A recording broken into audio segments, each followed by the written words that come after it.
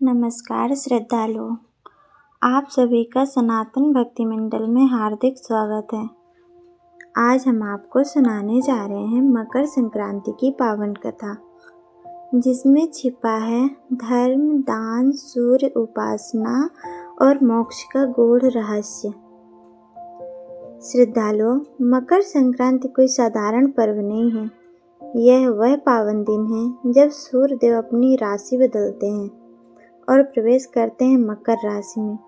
इसी दिन से सूर्य की उत्तरायण यात्रा प्रारंभ होती है, अर्थात अंधकार से प्रकाश की ओर, नकारात्मकता से सकारात्मकता की ओर। शास्त्रों में कहा गया है, उत्तरायणम पुण्य कालः, अर्थात उत्तरायण का समय देवताओं का समय होता है। सूर्य देव केवल ग्रह नहीं है, वे जीवन की ऊर्जा हैं, तेज हैं, आरोग्य हैं। उनके बिना ना अन्न उग सकता, ना जीवन चल सकता है। इसलिए मकर संक्रांति सूर्य देव को अर्घ्य देने का महापर्व है। श्रद्धालु, एक अत्यंत भावुक कथा है सूर्य देव और उनके पुत्र शनिदेव की। शनिदेव मकर राशि के स्वामी हैं और सूर्य देव जब मकर राशि में प्रवेश करते हैं तो अपने ही पुत्र के घर जाते हैं। यह कथा हमें सिखाती है, भले ही मतभेद हो, भले ही दूरियां हों, लेकिन रिश्ते कभी नहीं तोड़ने चाहिए। मकर संक्रांति पिता पुत्र के प्रेम और अहंकार त्यागने का पर्व है। श्रद्धालुओं, इसी पावन दिन राजा भागीरथ के तप से माँ गंगा का अवतरण हुआ। राजा भागीरथ ने अपने पूर्वजों की मुक्ति के लिए कठोर तप किया। भगवान शिव ने गंगा को अपनी जटाओं में धारण किया और फिर धरती पर उतारा। इसलिए कहा जाता है, मकर संक्रांति के दिन गंगा स्नान करने से सभी पाप नष्ट हो जाते हैं। भीष्म पितामह और उत्तरायण की कथा। महाभारत काल में भीष्म पितामह सरसैया पर लेटे हुए उत्तरायण की प्रतीक्षा कर रहे थे, क्योंकि वे जानते थे उत्तरायण में देह त्याग मोक्ष प्रदान करता है। जैसे ही मकर संक्रांति का सूर्य उदित हुआ, भीष्म पितामह ने अपने प्राण त्याग दिए। यह दिन त्याग, तपस्या और मोक्ष का प्रतीक है। श्रद्धालुओं, मकर संक्रांति को दान का महापर्व कहा गया है। शास्त्र कहते हैं, माघ मासे दानम सहस्त्र गुणम फलति, अर्थात इस दिन किया गया दान 1000 गुना फल देता है।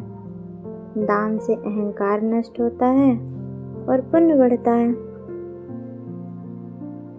तो मकर संक्रांति के दिन क्या क्या दान करना चाहिए? तिल का दान। तिल को पाप नाशक माना गया है। तिल का दान करने से पितृ दोष शांत होता है, शनि दोष दूर होता है। इसलिए कहा जाता है, तिल गुड़ खाओ, मीठा मीठा बोलो। गुड़ के दान से गुड़ जीवन में मिठास लाता है, रिश्तों में मधुरता और घर में शांति देता है। अन्नदान। अन्नदान महादान कहलाता है। श्रद्धालुओं, अन्नदान सभी दानों में श्रेष्ठ है। जिसने अन्नदान किया उसने जीवन दान किया। वस्त्र और कंबल दान। गरीब, वृद्ध और असहाय लोगों को कंबल दान करना महापुण्य होता है। गौ सेवा। गाय को गुड़, चारा या हरी घास अर्पित करें। गौ सेवा से सभी देवता प्रसन्न होते हैं। आइए हम मकर संक्रांति की पूजा विधि को संक्षेप में जानते हैं। मकर संक्रांति के दिन प्रातः उठकर स्नान करें, सूर्य को जल अर्पित करें और ओम सूर्याय नमः मंत्र का जाप करें और दान अवश्य करें। पतंग उड़ाने का आध्यात्मिक अर्थ बताते हैं हम आपको। पतंग हमारी आत्मा का प्रतीक है। जैसे पतंग ऊपर उठती है, वैसे ही हमें भी अपने जीवन को ऊंचाइयों तक ले जाना चाहिए। श्रद्धालुओं, मकर संक्रांति केवल पर्व नहीं, जीवन को सुधारने का अवसर है। दान करें, सेवा करें, अहंकार त्यागें और सूर्य देव की तरफ प्रकाश फैलाएं।